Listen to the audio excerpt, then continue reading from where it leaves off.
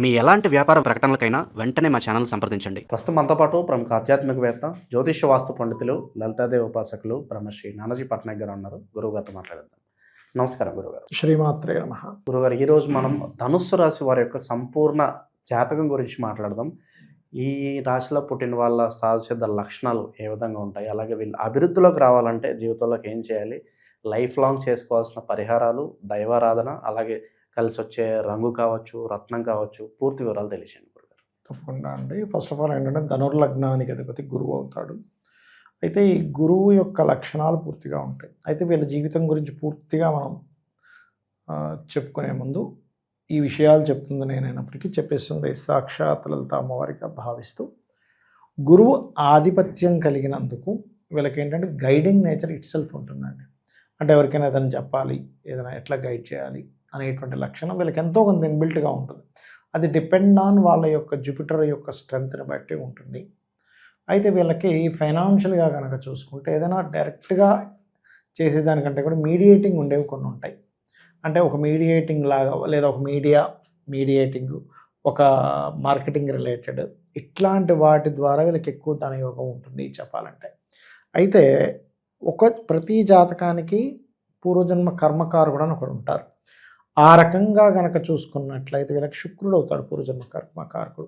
ఇక్కడ 6th and 11th lordship కాబట్టి ధనుర్లగ్నంలో ఎవరైనా పుట్టారు, లేదా ధనస్సు రాశిలో ఎవరైనా పుట్టారు, పర్టికులర్గా వీళ్ళకి శుక్ర మహర్దశని చాలా జాగ్రత్తగా చూసుకోవాలి. ఎందుకంటే ఎంతైనా లగ్నాధిపతి గురువు ఉన్నప్పుడు ఏంటంటే ఏదో రకంగా భగవంతుడు ఏదో ఒక రూపంలో వీళ్ళకి సేవ్ చేస్తూ ఉంటాడు. కానీ వివాహ సంబంధించిన విషయాన్ని మొత్తం లైఫ్లో వీళ్ళు జాగ్రత్త తీసుకోవాల్సిన అంశం ఏదైనా ఉంది అంటే కనుక వివాహము. గుర్తుపెట్టుకోండి, మ్యారేజ్ అనేటువంటిది ఏదైతే ఉందో అది పర్టికులర్గా చాలా చాలా చాలా కేర్ తీసుకోవాల్సిన అంశం ఏదైతే ఉంది అంటే అది మ్యారేజ్. గుర్తుపెట్టుకోండి. సో వీళ్ళు మ్యారేజ్ సంబంధించినటువంటి విషయంలో చాలా కేర్ తీసుకోవాలి. గుర్తుపెట్టుకోండి. కాబట్టి వివాహము అనే విషయం దగ్గరికి వచ్చేసరికి మాత్రం 1-4 సార్లు సరైన సమయానికి చేసుకుంటున్నామా లేదా, సరైన లైఫ్ పార్ట్నర్ నేర్చుకుంటున్నానా, నేను తొందర ఏమైనా పడుతున్నానా, శుక్రుడి యొక్క మహాదశలు కానీ అంతర్దశలు కానీ, లేదా శుక్రరాశుల్లో ఉండేటువంటి గ్రహం యొక్క మహాదశలు అంతర్దశలు ఏమైనా వివాహం చేసుకుంటున్నామా చూసుకోవాలి. ఎందుకంటే ఆ సమయంలో శుక్రుడు కనెక్టివిటీ, శుక్రవారం కూడా మంచిది కదా వీళ్ళకి, వివాహం విషయంలో పర్టికులర్గా, అన్ని విషయాల్లో కాదు. ఇది గుర్తుపెట్టుకోండి.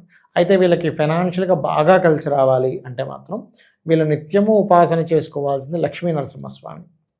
అలాగే వీళ్ళకి ధనస్థానాధిపతి ఎవరైతే ఉన్నారో శనికి అధిష్టాన దేవత వెంకటేశ్వర స్వామి. కాబట్టి వెంకటేశ్వర స్వామి యొక్క ఆరాధన ఎంత చేస్తూ ఉంటే ఓకే అంత బాగుంటుంది వీరికి చెప్పాలంటే. ఓకే, అదొకటి. అండ్ అలాగే మరొక విషయం ఏంటంటే ఈ పంచమాధిపతి కుజుడు అవుతాడు. కాబట్టి వీళ్ళు నిత్యం అంటే ఉదయం నిద్ర లేచినప్పటి నుంచి రోజుకు ఒక్కసారైనా లక్ష్మీ నరసింహస్వామిని కనుక తెలుసుకోగలిగితే ఖచ్చితంగా బాగుంటుంది. వీళ్ళ age middle of the age, almost 30+ టైంలో వీళ్ళు కరెక్ట్గా కనుక ప్రయత్నం చేస్తే మంచి గృహాన్ని కొనుక్కోగలుగుతారు. అలాగే వీళ్ళకి సహజ లక్షణాల్లో ఏంటంటే ఎప్పుడు ఏదో కొత్త అప్డేట్, కొత్తగా నేర్చుకోవాలి అనే ఆలోచన చాలా ఎక్కువగా ఉంటుంది ధనస్సు వారికి. ఎందుకంటే లగ్నాధిపతి గురువు కదండి, కొంచెం జ్ఞానము, స్పిరిచువల్ రిలేటెడ్ సంబంధించిన నేర్చుకోవడం, స్పిరిచువల్ రిలేటెడ్ సంబంధించిన వాటితో కనెక్ట్ అయి ఉంటే కనుక వీళ్ళ లైఫ్ అనేటువంటిది ఆటోమేటిక్గా బాగా వెళ్తూ ఉంటుంది చెప్పాలంటే.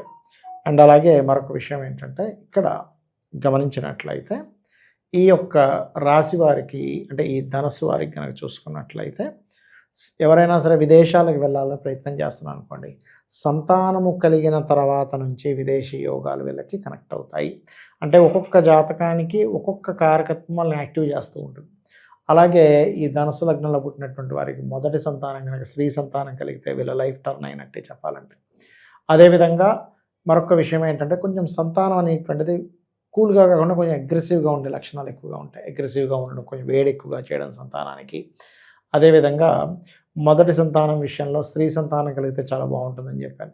అలా కాకుండా పురుష సంతానం కనుక కలిగినట్లయితే వాళ్ళ దగ్గరగా ఉండకపోవడము, ఇటువంటివి ఎక్కువగా ఇదవుతూ ఉంటాయి. శనివారం ఎట్టి పరిస్థితుల్లో వీళ్ళు మనీ ఎవరికైనా ఇవ్వడం కానీ, మీడియేటింగ్ కానీ అస్సలు చేయకూడదు. గుర్తుపెట్టుకోండి. అదేవిధంగా వీళ్ళకి ఏంటంటే వివాహం అంటే లగ్నానికి షష్టమ లాభాధిపతి శుక్రుడు ఎలా అయ్యాడో సప్తమాధిపతి కూడా బుధుడు అవుతాడు. ఈ బుధుడు అయ్యేసరికి ఏమవుతుంటుందంటే బాధకుడు సర్వసాధారణంగా ఇక్కడ ఏంటంటే ఈ డ్యూయల్ సైన్స్ అంటూ ఉంటారు. అంటే మిథునం కానీ, కన్య కానీ, ధనస్సు కానీ, మీన లగ్నం కానీ, ఈ 4 లగ్నాలు కావచ్చు, రాశులు కావచ్చు, ఈ రాశులకు అధిపతులు సప్తమాధిపతి వీళ్ళకి డ్యూయల్ కారకులు అవుతాడు. ఎప్పుడైతే డ్యూయల్ కారకులు అవుతారో డ్యూయల్టీ అండ్ బాధకుడు అవుతారు. కాబట్టి ఏంటి, వివాహ సంబంధించిన విషయంలో ముఖ్యంగా ఈ 4 లగ్నాల్లో ప్రధానంగా ఈ యొక్క ధనులగ్నం వారికి వివాహం విషయంలో ఏమాత్రం కొంచెం సప్తమాధిపతి పాడైనా మొట్టమొదటిగా వీళ్ళు తీసుకోవాల్సిన జాగ్రత్త ఏమిటి అంటే ఖచ్చితంగా అర్క వివాహం అనేది చేసుకోవాలి పురుషులైతే.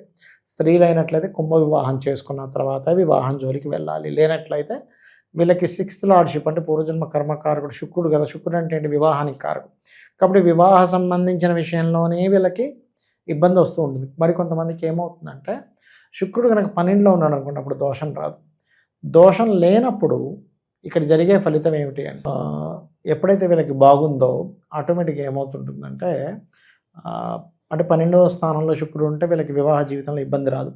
రానప్పుడు సంతానం మీద చూపిస్తుంటుంది ఎఫెక్ట్ అనేటువంటిది. అంటే ఎలా అంటే ఒక ఏజ్ వచ్చిన తర్వాత సంతానం ఏదైనా ప్రేమ వివాహం చేసుకుంటారని, ప్రేమ వివాహం చేసుకుంటున్నందుకే తండ్రికి అంటే ఈ జాతకుడికి పిల్లలకి గొడవలు రావడం అనేటివి జరుగుతుంటాయి. కాబట్టి ఎవరికైనా 12లో శుక్రుడు ఉంటే వివాహ జీవితం గురించి ఏం టెన్షన్ పడక్కర్లేదు. కానీ 12లో శుక్రుడు ఉంటే సంతానం ఏదైనా అనుకోని సందర్భాల్లో అట్రాక్షన్కి ఏమైనా గురవుతుందా, అక్కడ ఏదైనా మనం కరెక్ట్గా వాళ్ళని అర్థమయ్యేలా చేయాలా అనేటువంటిది మనం గుర్తుపెట్టుకోవాలి. అలాగే వీళ్ళకి భాగ్యాధిపతి రవి అంటే ఏంటి, సూర్య ఆలయాలకు వెళ్తూ ఉంటే పితృదోషాలు తగ్గుతాయి. ఎందుకంటే వీళ్ళకి 9th లార్డ్షిప్ రవి కనుక పాడితే పితృదోషం కూడా ఏర్పడి తండ్రితో కూడా కొన్ని డిస్టర్బెన్సెస్, తండ్రి కొంచెం డిస్టర్బ్ అవ్వడం లైఫ్లో ఇట్లాంటివి జరుగుతూ ఉంటాయి. కాబట్టి ఏంటంటే అది మెయిన్గా చూసుకుంటూ ఉండాలి. ఇంకోటి ఏంటంటే ఇక్కడ తండ్రికి కారక స్థానం నుంచి శుక్రస్థానాలు పాడైనందుకు తండ్రి ఎప్పుడూ కూడా ఈ జాతకుడు అంటే ఈ ధనుర్లగ్న జాతకులు తండ్రులు కనుక కొంచెం జల్సా వైపు వెళ్ళినట్లయితే వీళ్ళ లైఫ్ స్పాయిల్ అవుతూ ఉంటుంది. అందుకని వీళ్ళ తండ్రులు అంటే ఎవరికైనా సరే ధనుర్లగ్నంలో ఒక అమ్మాయి అబ్బాయి పుట్టింది అనుకోండి, ఫస్ట్ ఆఫ్ ఆల్ వాళ్ళ తండ్రి అర్థం చేసుకోవాల్సింది ఏంటంటే నేను మరీ ఎక్కువ లగ్జరీ వైపు ఎక్కువ జల్సాల వైపు వెళ్ళకూడదు, వెళ్ళినట్లయితే పాడైపోతామనే విషయాన్ని గుర్తుపెట్టుకోవాలి. ఎందుకంటే వాళ్ళ కెరియర్ విషయంలో రాంగ్ స్టెప్ పడుతూ ఉంటుంది ధనుర్లగ్నం వాళ్ళ యొక్క తండ్రికి. గుర్తుపెట్టుకోవాలంటే మరలా తల్లి మంచి ఇదే ఉంటుంది, మంచి గైడింగ్ నేచర్ ఇదంతా కూడా ఉంటుంది మాతృ విషయంలో. ఎందుకంటే 1 and 4th లార్డ్షిప్ గురువు అయ్యాడు కాబట్టి ప్రధానంగా.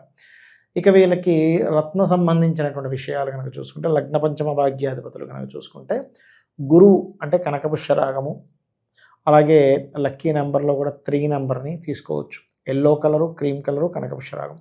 ఇంకోటి ఏమిటి అంటే రెడ్ కలరు, పగడము, మరియు అదేవిధంగా వీరికి పగడము, ఎల్లో, 9 నెంబర్ అంటే 3 number, 9 number, 1 number lucky numbers అవుతాయి. Orange, red, cream or yellowish colours lucky colours అవుతాయి. లక్కీ డేస్ వచ్చేసి ఆదివారం, మంగళవారం, గురువారం అవుతుంది. అయితే ఈ 3ట్లో ఏది బలంగా ఉందో చూసుకోవాలి. బలాబలాలు తేల్చుకోకుండా ఆ 3 బలం ఉన్నారు కదా 3 రత్నాలు పెట్టేసుకోవడం అలా చేయకూడదు. ఎందుకంటే ఇక్కడ మనం బలాబలాన్ని ఎలా తేల్చాలి అంటే గురురాశుల్లో ఏ గ్రహాలు ఉన్నాయి, ఇప్పుడు గురువు మంచివాడని చెప్పుకున్నాం, అలా కనకపుష్యరాగం పెట్టుకోవడం కదా. గురురాశుల్లో పాడైపోయిన గ్రహాలు ఉన్నాయనుకోండి, చూడడానికి ఇదే అంటే ఎలా అంటే సొంత పిల్లవాడే కడుపును పుట్టినవాడే కానీ వాడి బుద్ధి పాడైంది అనుకోండి, ఏమవుతుంది, ఇంట్లో ఉన్న డబ్బులు పట్టుకెళ్ళిపోతాడు, జల్సాలు చేస్తాడు కదా. కాబట్టి ఓన్ లార్డ్షిప్ వచ్చినప్పటికీ కూడా అది ఎంత బాగుంది అనేది చూడాలి. ఇప్పుడు కొంతమంది చూడండి, తండ్రులు పిల్లలకి బిజినెస్లో అప్పు చెప్పేసి బయటికి వెళ్తారు షాపులు, వాడు ఏం చేస్తాడు, 200 జేబులో పెట్టుకుంటాడు. అది తెలియని అజ్ఞానంలో అవ్వచ్చు, ఏదో జల్సాలకు అలవాటు పడవచ్చు, కాకపోతే కొంతమంది ఫ్రెండ్షిప్స్ వల్ల అవ్వచ్చు, ఏదైనా కావచ్చు. ఒక ఏజ్ వచ్చాక రియలైజ్ కూడా అవుతారు కొంతమంది, అయ్యో ఏంటి నేను సొంత తండ్రి దగ్గర అలా చేశాను ఏంటంటే తర్వాత రియలైజ్ అవ్వచ్చు. కానీ నేనేమంటానంటే ఎప్పుడు లగ్న పంచమ భాగ్యాధిపతులు తన ఓన్ లార్డ్షిప్ అయినప్పటికీ కూడా ఆ యొక్క లార్డ్ యొక్క అధిపతి ఎలా ఉన్నాడు అనే దాన్ని పర్టికులర్గా చూడాలి, గుర్తుపెట్టుకోండి. చూసి అప్పుడు కానీ డెసిషన్ తీసుకోకూడదు. ఓకే, అదొకటి. అండ్ అట్లాగే మరొక విషయం ఏంటంటే వీళ్ళు శనివారాలు అగ్రిమెంట్స్ ఏమీ చేయకూడదు. ప్రధానంగా అగ్రిమెంట్స్ వల్ల ఇబ్బంది వస్తుంటుంది. శనివారాల మధ్యవర్తిత్వంగా ఉండడం ఇవి అసలు చేయడం పనికిరాదు. అండ్ అదేవిధంగా మరొక విషయం ఏంటంటే కొంచెం వాహనం మీద వెళ్ళేటప్పుడు కొంచెం మంగళవారాలు కాస్త జాగ్రత్త తీసుకోవాలి, తీసుకున్నట్లయితే సరిపోతుంది. ఇందాక నేను చెప్పినట్టుగా శుక్రవారాల వివాహ సంబంధించినటువంటి విషయాలు ఏవి కూడా డెసిషన్స్ తీసుకోకపోవడమే మంచిది. ముఖ్యంగా ఫ్రైడేస్ చెప్పాలంటే శుక్రవారాలు అది. ఇక మరొక విషయం ఏంటంటే ఇక గురుగారు వీళ్ళ వివాహ వ్యవస్థ ఏ విధంగా ఉంటుంది? పెళ్ళి అనేది ఏ స్టేజ్‌లో చేసుకుంటే అభివృద్ధిలోకి వస్తారంటారు వీళ్ళు? పార్ట్నర్ దగ్గర నుంచి ఎటువంటి ఎక్స్‌పెక్టేషన్స్?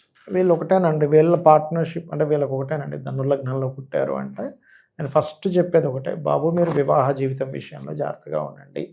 బికాజ్ ఆఫ్ వీళ్ళకి ఎప్పుడైనా సరే అప్స్ డౌన్స్, ఎక్కువగా డౌన్స్ వివాహం వల్లే చెడిపోతుంది.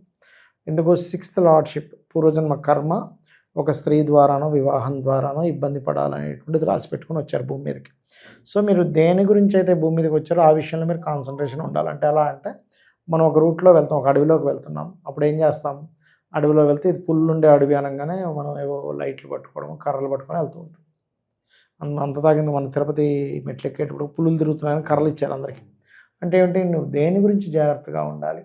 అదే అక్కడ పులులే లేవు, ఏముండవండి, జస్ట్ జింకలు తిరుగుతుంటాయి, చక్కగా పక్షులు ఎగురుతుంటాయి అంటే అవేం పట్టుకోం మనం. ఇంకా ఫుడ్ ఐటమ్స్ కోతులు ఉన్నాయంటే మనం ఫుడ్ ఐటమ్స్ తీసుకెళ్ళేస్తూ ఉంటాం. అట్లా ఏంటంటే నువ్వు పుట్టినటువంటి లగ్నాన్ని బట్టి నీ యొక్క పర్సనల్ చార్ట్లో ఎలా ఉంది అనేది ప్రధానంగా తీసుకోవాలి. సో ధనుర్లగ్నం వాళ్ళు ప్రియారిటీ దేనికి ఇవ్వాలి అంటే శుక్రుడికి ఇవ్వాలి.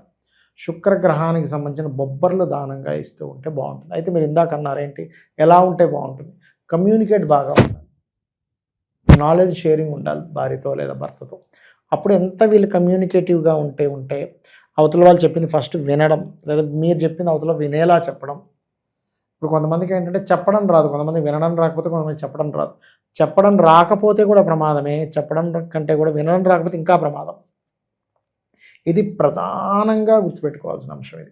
వీళ్ళ జీవితంలో ఎలాంటి మార్పులు చేసుకోవడం ద్వారా అభివృద్ధి బాటలో పడతారంటారు గురుగారు వీళ్ళు? ఒకటేనండి, వీళ్ళు ఎప్పుడూ కూడా ఏంటంటే ఎలాంటి వాటి వల్ల అభివృద్ధిలోకి వస్తారు అంటే దేవతా సంబంధించిన బలం పెంచుకోవాలండి ఎప్పుడు కూడా వీళ్ళు. ఎందుకంటే గురులగ్నం కదా, గురులగ్నం అయినప్పుడు ఏంటంటే వీళ్ళు ఎంత దేవతా సంబంధించిన, అందులో ముఖ్యంగా దక్షిణామూర్తి, దత్తాత్రేయుడిని, నరసింహస్వామిని వీళ్ళు ఎంత చేస్తూ ఉంటారు. అలాగే భాగ్యాధిపతి అయిన సూర్య నమస్కారాలు. అంటే వీళ్ళ డైలీ లైఫ్లో ఉదయం నిద్ర లేచిన వెంటనే లక్ష్మీ నరసింహస్వామిని ఆరాధన చేసుకోవాలి. మీరు చూడండి, ఎనీ ధనుర్లగ్న వాళ్ళకి హెల్త్ ఇబ్బంది వచ్చినా ఏదొచ్చినా వీళ్ళు గనక మీకు దగ్గరలో ఆలయం లక్ష్మీ నరసింహస్వామి అనేది ఉంటే వెళ్ళి రావడం కానీ, లేకపోతే దగ్గరలో ఇప్పుడు హైదరాబాద్లో ఉన్నాం యాదగిరిగుట్ట, ఇది వీళ్ళు ఎంత చేసుకుంటూ ఉంటే లైఫ్లో శత్రు సంహారం, అంటే శత్రువులు తగ్గిపోతారు. ఫస్ట్ హెల్త్ ఇష్యూస్ తగ్గుతాయి.